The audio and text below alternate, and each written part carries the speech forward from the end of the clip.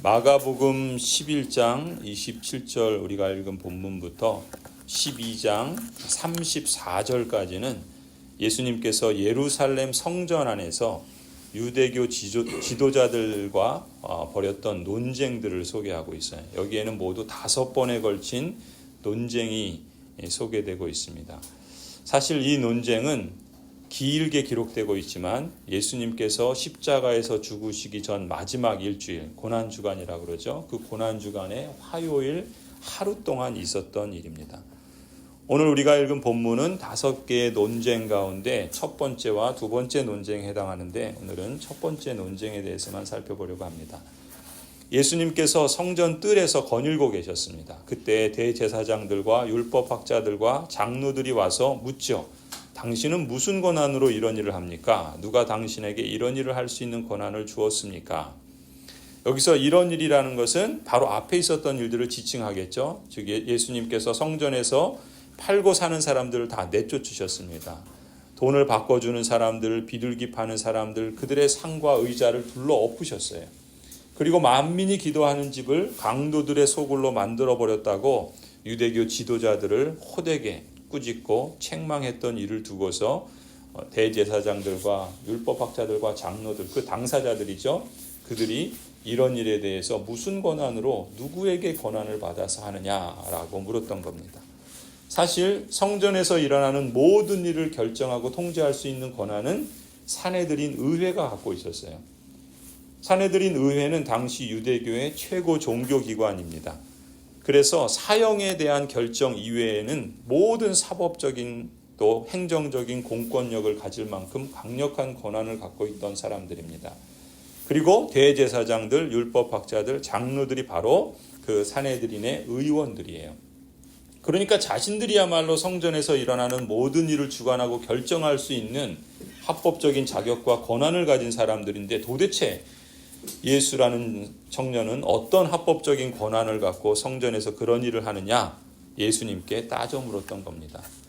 왜 이런 질문을 했을까요? 한 가지 목적이죠. 예수님을 없애버리기 위한 꼬투리를 잡으려는 속셈이었습니다. 앞서 보았던 마가복음 8장 31절에서 그랬죠.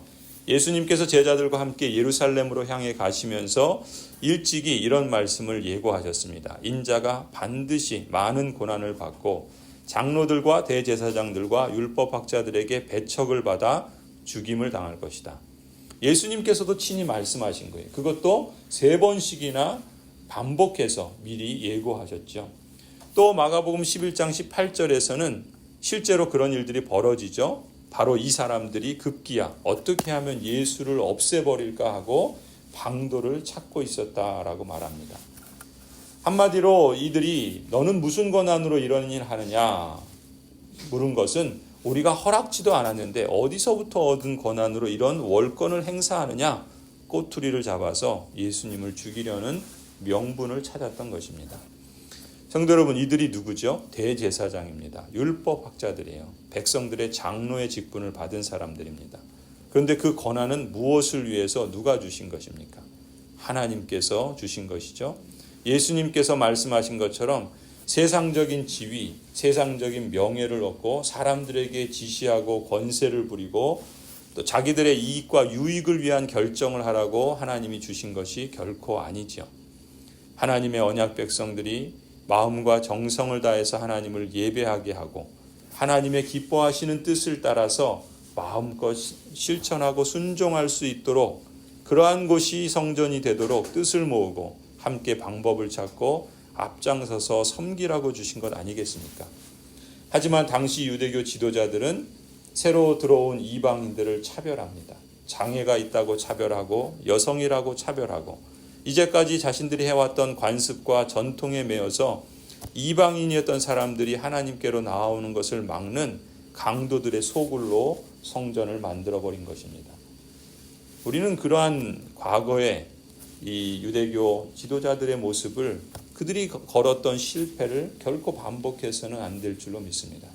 하나님의 거룩한 부르심과 영광스러운 택하심을 받은 직분자 여러분, 하나님을 참되게 경외하고 예배하는 직분자, 하나님이 기뻐하시는 뜻을 따라서 마음껏 실천할 수 있는 교회의 분위기를 만들고 이런 문화를 장려하는 직분자가 되고자 힘써 주시기를 권면합니다.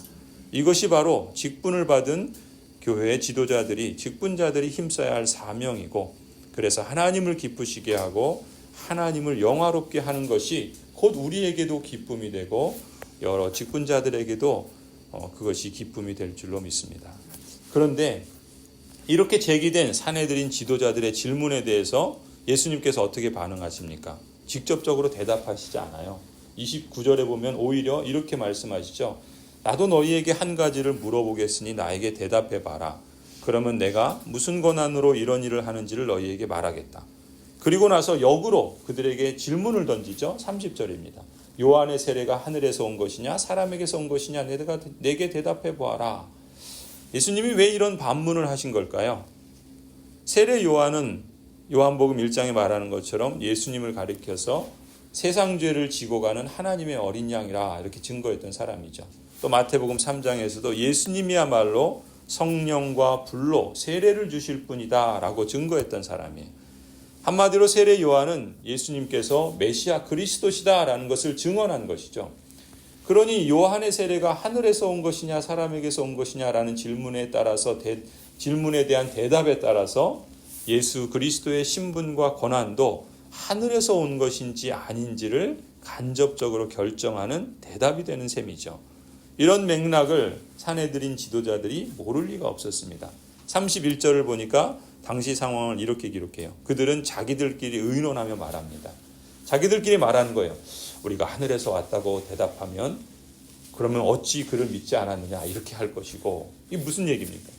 만약에 그들이 세례 요한이 하늘에서 왔다고 대답하면 세례 요한을 하나님이 보낸 선지자로 인정하는 셈이잖아요. 그렇게 되면 세례 요한이 증거한 대로 예수님도 메시아 그리스도다라는 것을 인정하는 셈인데 어찌 그렇다면 너희는 그리스도를 믿지 않느냐라고 물을 것이 뻔하겠죠. 그러니 그렇겠다고 대답할 수가 없는 입장인 것입니다.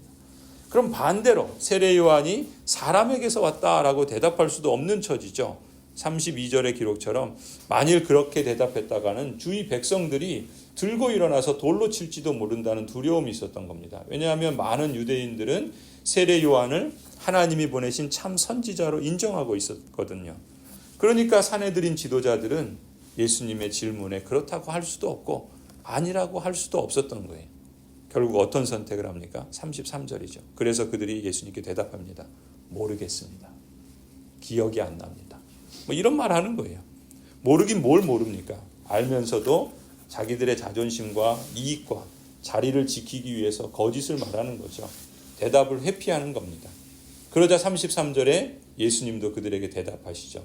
나도 내가 무슨 권한으로 이런 일을 하는지 너희에게 말하지 않겠다. 여러분, 예수님께서 왜 이렇게 대답을 하시는 걸까요? 왜 직접 대답을 주시지 않은 걸까요? 대제사장들과 율법학자들과 장로들이 질문하는 의도를 아셨기 때문입니다. 그들이 예수님이 누구에게서 무슨 권한을 받았는가를 알고 싶었던 게 아니죠. 어떻게 해서든지 꼬투리를 잡아서 예수님을 없애버리고 싶었던 걸 예수님이 아시는 거예요. 그들은 종교 권력을 쥐고 있었던 사람들입니다. 이제껏 자신들이 마음껏 행사하던 그 지위를 따라서 여러 가지 이권을 챙기고 기득권을 잃고 싶지 않았던 거예요. 이들 역시 우리가 기억할 것은 하나님의 언약 백성들이었다는 것입니다. 게다가 그들은 직분을 받은 지도자들이었어요. 그럼에도 불구하고 정작 그들 속에 가득한 것이 무엇입니까?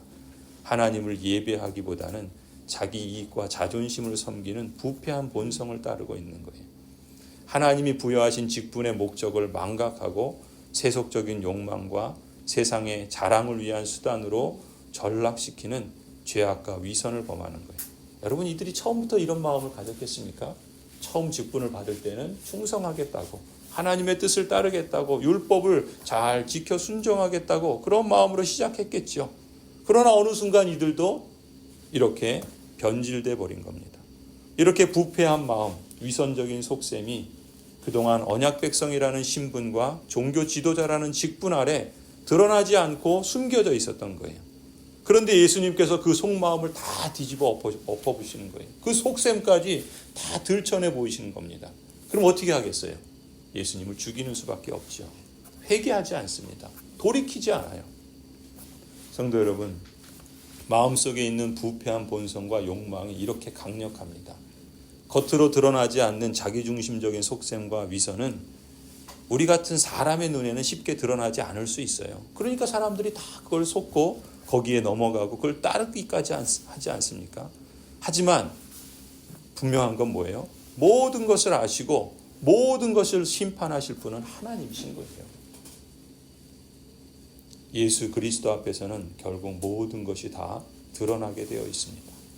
우리에게 주신 언약 백성이라는 신분이 거룩하고 고귀한 것이라면 그것을 거저 주셨다고, 은혜로 주셨다고 행여라도 값어치 없는 헌신짝처럼 함부로 여기지 말아야 합니다.